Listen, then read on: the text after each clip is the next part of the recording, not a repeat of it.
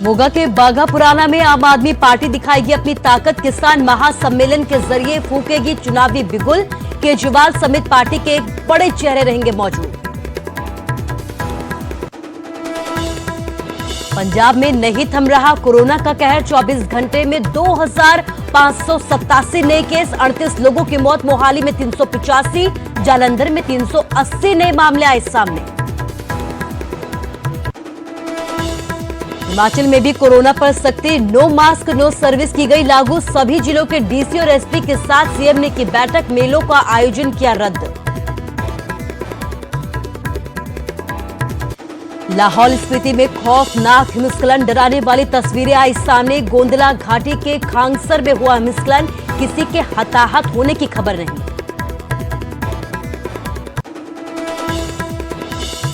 Faridabad honour killing मामले में एक दिन की पुलिस हिरासत में आरोपी। हरियाणा पुलिस के सब इंस्पेक्टर पर ही हत्या का आरोप। बेटी के लव मैरिज से नाराज था परिवार। सोनीपत गैंगवार में पुलिस की बड़ी कार्रवाई। गैंगस्टर रामकरण के ठिकानों पर की गई रेड। घर से भारी मात्रा में गोलियां और हथियार किए गए बरामद। कुल्लू में 2 अलग अलग सड़क हादसों में 5 लोगों की मौत। बंजार में खाई में गिरी कार। हादसे में पति पत्नी की गई जान।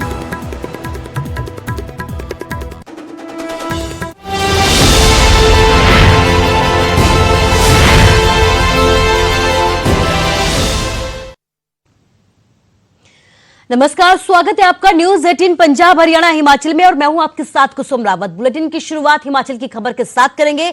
हिमाचल में भी कोरोना पर अब सख्ती बरतनी शुरू कर दी है। हिमाचल में नो मास्क नो सर्विस लागू की गई है। सीएम जयराम ठाकुर ने बैठक के बाद यह अहम फैसला लिया है।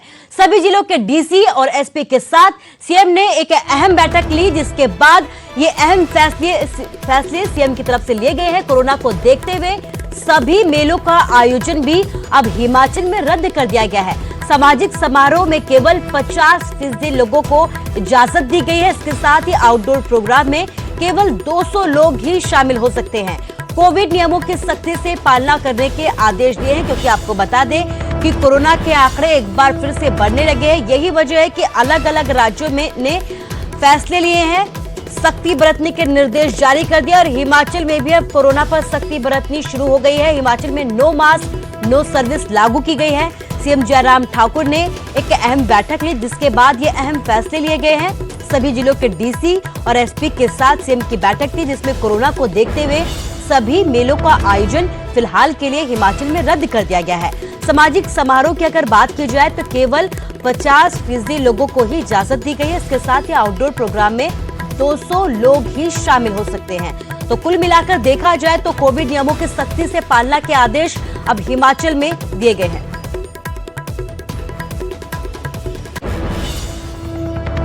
पहली प्रायोरिटी के साथ हमको फिर मैनेज करने के लिए काम में लगना पड़ेगा। डिटेल सारी आपके पास जो ऑर्डर्स की आएंगी वो उस प्रकार से आप लोगों ने करनी है। लेकिन सबसे जरूरी जो मुझे लगता है कि एक तो हमारे जहां जहां ये नंबर एक साथ इस प्रकार से बढ़ता जा रहा है, वहां अरेंजमेंट को लेकर के हम पहले से ही तैयारी कर लें। तैयारी मैकेनिज्म करना है, उसमें मुझे लगता है कि वही ASHA workers, anganwadi workers, health workers के साथ आपको फिर उसी तरह से टाई अप करना पड़ेगा। इफेक्टिव मॉनिटरिंग, डॉक्टर्स कौन किस रीजन, कौन से किस जोन में जो है वो उस एरिया के जो होम आइसोलेशन में पेशेंट है उनको कौन किस तरह से मॉनिटर करेंगे, वो मैकेनिज्म तुरंत डेवलप करना पड़ेगा। और चलिए हिमाचल के बाद बात पंजाब की करते हैं। पंजाब में नहीं थम रहा है कोरोना का कहर। 24 घंटे की अगर बात की जाए तो महज 24 घंटे में 2587 नए केस सामने आए। इसके साथ ही 38 लोगों ने कोरोना की वजह से पंजाब में दम तोड़ दिया है। जालंधर में 11 लोगों की मौत हो गई है। अमृतसर और होशियारपुर में 4 लोगों की कोरोना की वजह से मौत हुई है। मोहाली की अगर बात की जाए तो 385 नए केस यहां पर सामने आए हैं। जालंधर में 380 नए केस सामने आए हैं। लुधियाना की अगर बात की जाए तो 329 नए केस यहां से भी दर्ज किए गए हैं। पटियाला में 256 नए केस दर्ज किए गए हैं। होशियारपुर में 238, अमृतसर में 195। तो आप देख सकते हैं कि बड़ी ही तेजी के साथ पंजाब के अलग अलग जिलों में आंकड़े बढ़ते जा रहे हैं, आंकड़ों में इजाफा होता जा रहा है। महज 24 घंटे में आप देख सकते हैं कि 2587 नए केस पंजाब से भी सामने आया है। इसके साथ ही 38 लोगों की कोरोना की वजह से मौत हो गई है, जिसमें सबसे ज्यादा अभी जालंधर में 11 लोगों की मौत हुई है। अमृतसर, होशियारपुर में 4 लोगों की मौत हुई है कोरोना की वजह से। जो नए केस सामने आए उसमें मोहाली में 385 नए केस सामने आए, जालंधर में 380, लुधियाना में 329, पटियाला में 256, होशियारपुर में 338 और अमृतसर में 195 नए केस दर्ज किए गए हैं। और यही वजह है कि पंजाब सरकार ने सख्ती बरतने के अब आदेश दिए हैं। कोई भी अगर बिना मास्क के पकड़ा जाता है तो अब उसका कोरोना टेस्ट भी किया जाएगा।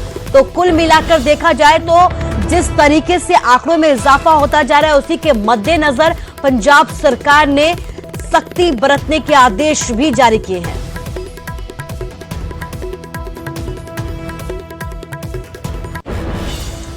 तो देश में बढ़ते कोरोना संक्रमण से हालात एक बार फिर से बेकाबू होते जा रहे हैं। कोरोना ने अपनी पुरानी रफ्तार को एक बार फिर से पकड़ लिया है। संक्रमण के जो आंकड़े सामने आ रहे हैं वो वाकई में बेहद डराने वाले हैं।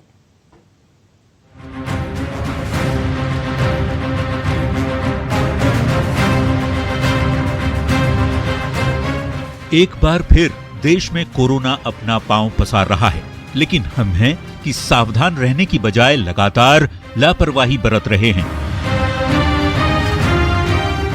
मुंबई के दादर की ये तस्वीरें देख लीजिए।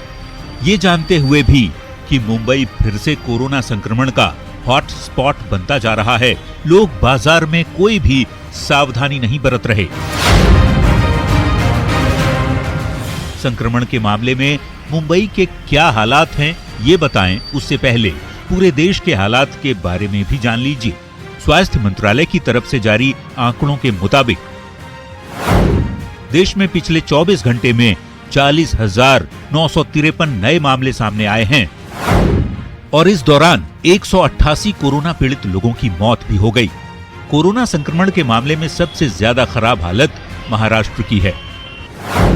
महाराष्ट्र में शुक्रवार को 25,681 मरीजों की रिपोर्ट पॉजिटिव आई। ये संख्या शुक्रवार को देश में कुल मिले मरीजों की करीब 63% है। इससे पहले गुरुवार को भी महाराष्ट्र में 25,833 मामले सामने आए थे। महाराष्ट्र की राजधानी मुंबई की हालत भी खराब होती जा रही है। मुंबई में शुक्रवार के दिन 3,063 लोग कोरोना पॉजिटिव मिले और मुंबई के लोग हैं कि जगह जगह भीड़ जमा कर देते हैं।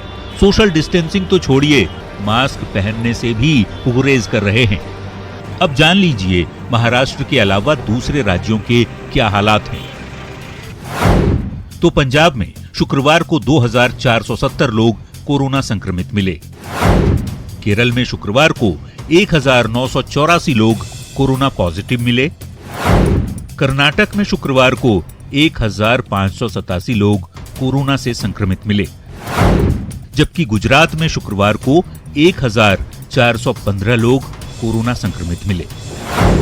वहीं मध्य प्रदेश में शुक्रवार को 1,140 लोग कोरोना संक्रमित मिले, तो छत्तीसगढ़ में शुक्रवार को 1,097 लोग कोरोना पॉजिटिव मिले, जबकि हरियाणा में शुक्रवार को 872 लोग कोरोना संक्रमित पाए गए और दिल्ली में शुक्रवार को 716 लोग कोरोना से संक्रमित हुए। यानी ज्यादातर राज्यों में संक्रमण तेजी से फैल रहा है। ऐसे में जरूरत है सतर्क रहने की, सोशल डिस्टेंसिंग का पालन करने की, मास्क पहनने की, हाथ साफ रखने की, क्योंकि कोरोना संक्रमण को रोकने के लिए इन नियमों का पालन करना बेहद जरूरी है। Bureau report, news 18 network.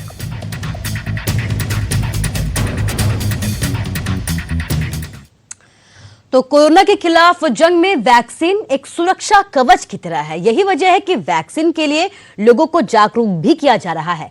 Kurukshetra में बीजेपी सांसद नायब सैनी ने कोरोना वैक्सीन की पहली डोज ली। इसके साथ ही थाने से विधायक सुभाष सुधा समेत कई बीजेपी नेताओं ने कोरोना का टीका लगाया है और दूसरे लोगों को भी वैक्सीन लेने की सलाह दी है। बीजेपी सांसद नायब सैनी ने यह कहा है कि वैक्सीन से किसी भी प्रकार का खतरा नहीं है। वैक्सीन पूरी तरह से सुरक्षित और प्रभावशाली है और कोरोना को जड़ से खत्म करने के लिए टीकाकरण बेहद जरूरी है। जो पूरे देश के अंदर विश्व का सबसे बड़ा टीकाकरण अभियान चल रहा है, भ्रामक प्रचार भी कर रहे हैं, जो वैक्सीन को लेकर के दुष्प्रचार कर रहे हैं, वो ना तो कोरोना के हित में है, ना मानवता के हित में है। मैं ये कहना चाहूँगा, मैं लोगों से अपील करना चाहूँगा कि इस दुष्प्रचार में ना आए। और चलिए बात हिमाचल की करते हैं। हिमाचल विधानसभा में वित्तीय वर्ष 2021 और 22 के लिए 50,192 करोड़ का बजट पारित हो गया है।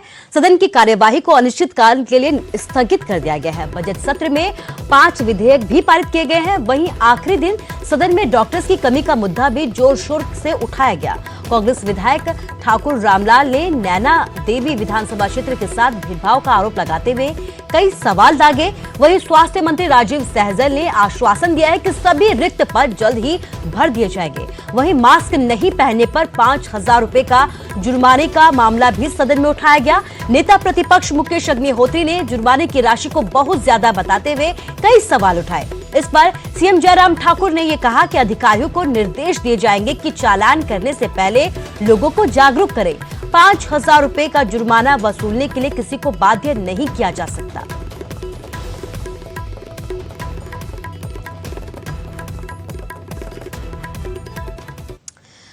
तो वहीं हिमाचल के लाहौल स्पीति से हिमस्खलन की एक डराने वाली तस्वीर सामने आई है। गोंदला घाटी के खांगसर में हिमस्खलन हुआ है। इस बर्फीले तूफान को देखकर आपके भी होश उड़ जाएंगे। तस्वीरें देखिए कि कैसे हिमस्खलन हो रहा है। बर्फ का ये बवंडर बड़ी तबाही मचाने के लिए काफी है। तस्वीरें लाहौल स्पीति की हैं। हालांकि राहत की बात यह है कि किसी के हताहत होने की फिलहाल यहां से कोई खबर सामने नहीं आई है, लेकिन तस्वीरें वाकई बेहद ही भयावह है। लाहौल स्पीति की ये तस्वीरें हैं जहां पर हिमस्खलन हुआ है। बर्फ का पहाड़ अचानक से ढह गया, लेकिन अच्छी बात यह है कि यहां से किसी भी तरह की जनहानि की कोई सूचना नहीं है।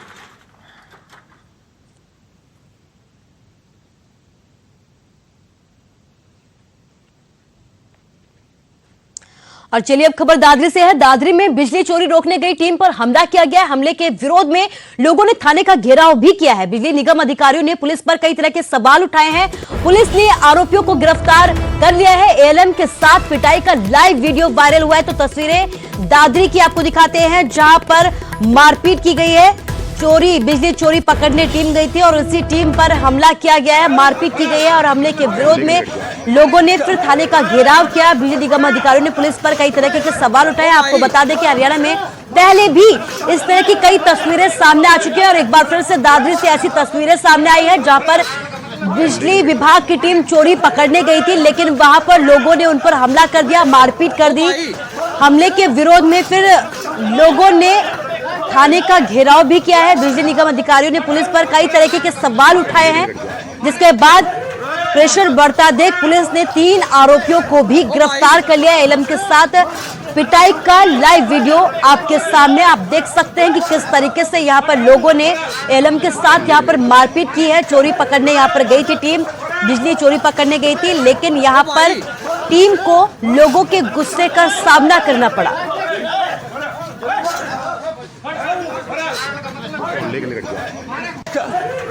हम चोरी पकड़ने गए थे जी, मैंने सोनी का। परसों भी हमारे साथ मारपीट हुई है। परसों का मुकदमा दर्ज है, नहीं ये गिरफ्तार हुए। आज सुबह 9:30 बजे फिर उन्होंने घर जाके हमला किया।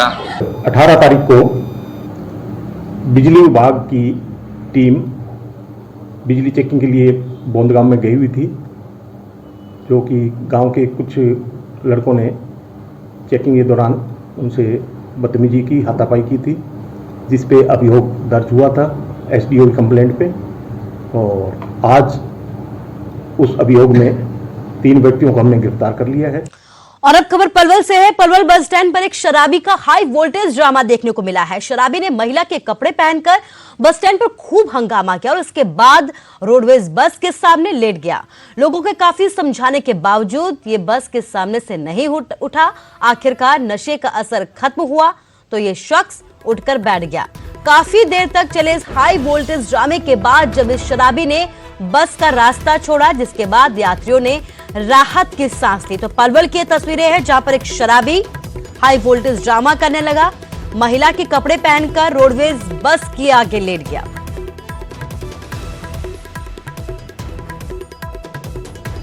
काफी दिनों से यहाँ शराब पी के डोलते रहते पड़े रहते हैं। कई बार पुलिस ने चौकी में इतना भेज दिए, पुलिस वाले भी इनसे परेशान है और दिन भर पी के डोलते हैं। कोई तो बड़ा हादसा हो सकता है, बस के सामने आ जाए, मर जाए तो रोड जिम्मे पड़ेंगे।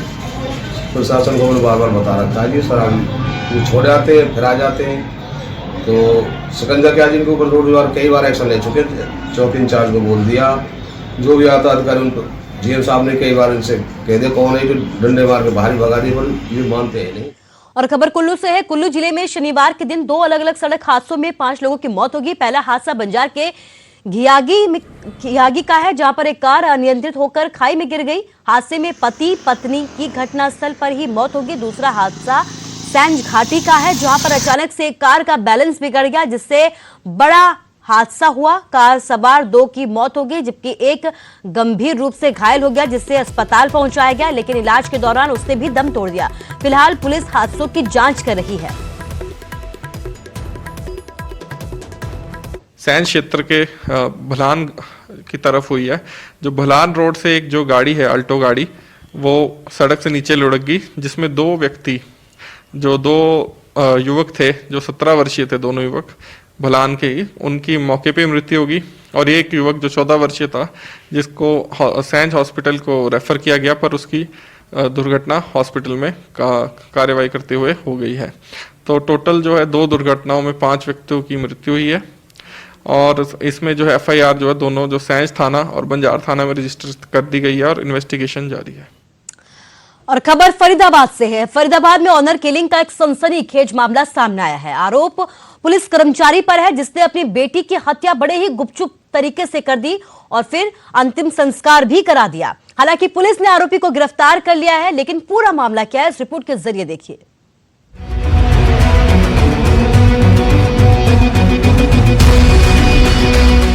तस्वीरों में नजर आ रहा है ये दंपति। लड़के का नाम सागर और लड़की का नाम कोमल। ये तस्वीरें 8 फरवरी 2021 की हैं। भगवान विष्णु मेरे साक्षी हैं। तस्वीरों में खुशी का माहौल दिख रहा है। ये दोनों शादी के बंधन में बंध रहे हैं। हिंदू रीति रिवाज से शादी हो रही है। पूरा मामला फरीदाबाद का है। इन खुशियों भरी तस्वीरों का अंजाम बहुत खौफनाक रहा, बहुत दर्दनाक। ये शादी ही कोमल की मौत की वजह बनी। कोमल झूठी शान की भेंट चढ़ गई, पर जिसने और जिस तरीके से इस वारदात को अंजाम दिया, उसे सुनकर आपके रोंगटे खड़े हो जाएंगे। कोमल का हत्यारा कोई और नहीं बल्कि उसका पिता है, जो हरियाणा पुलिस में सब इंस्पेक्टर है। आरोप है कि पिता ने ही अपनी बेटी की हत्या कर दी, क्योंकि वो दोनों की लव मैरिज से नाराज थे।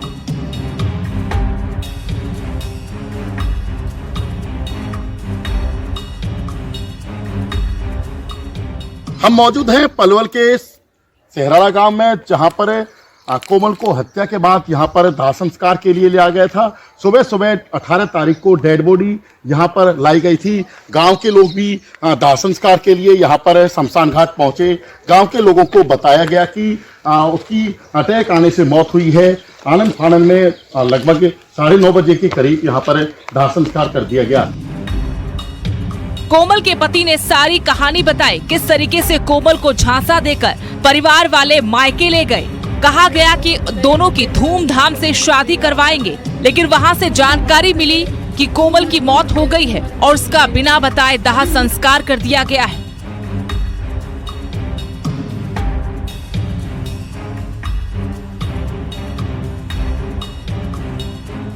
उसके घर वालों ने आए और उन्होंने बोला कि हम तुम दोनों की शादी सामाजिक तौर तरीके से कराना चाहते हैं।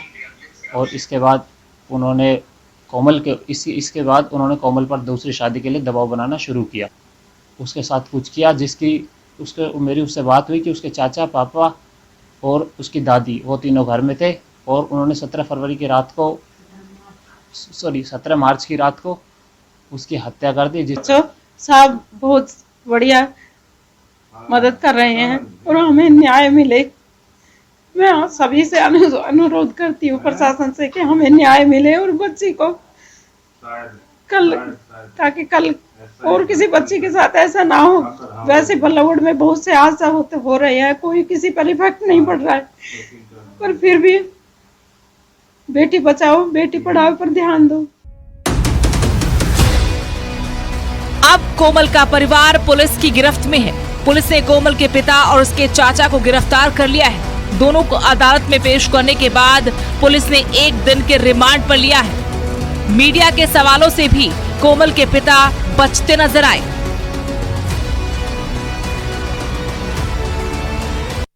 दोनों की तो इन्होंने प्रोटेक्शन के लिए रिफ्यूज कर दिया और दोनों अपने घर चले गए। और 3 तारीख को उनकी शादी डिसाइड हुई। 19/2 को उन्होंने अपनी सगाई भी कर ली। तो उसके बाद 18 तारीख को कल उन्होंने एप्लीकेशन दी है सागर ने कि उसके पास फ़ोन आया उसकी सहेली का कि भी कोमल ने सुसाइड कर लिया है। झूठी शान की खातिर एक और बेटी की बलि दे दी गई। इससे पहले भी कई ऐसे ही मामले सामने आ चुके हैं। इस तरह की वारदातें सोचने पर मजबूर करती हैं कि ये समाज आज भी किस रास्ते पर खड़ा है।